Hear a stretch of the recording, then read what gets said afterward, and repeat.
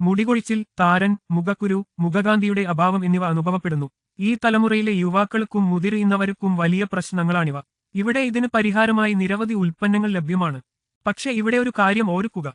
പുറത്ത് ലഭ്യമായ ഷാംപൂ, എണ്ണകൾ, ഫേസ് ക്രീം എന്നിവയിൽ ധാരാളം രാസവസ്തുക്കളുണ്ട്.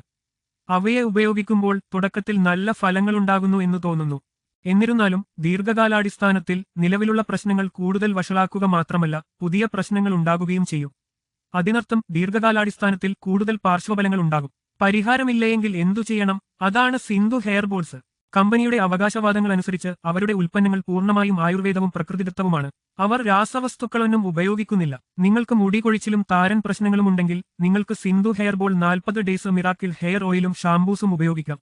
സ്ത്രീകൾക്കും പുരുഷന്മാർക്കും ഇവയിൽ ഏതെങ്കിലും ഉപയോഗിക്കാം. ഇവ നിങ്ങളുടെ മുടി കൊഴിച്ചിൽ കുറയ്ക്കുക മാത്രമല്ലാതെ അത് വളരും കൂടുതൽ പ്രതിഫലിക്കും.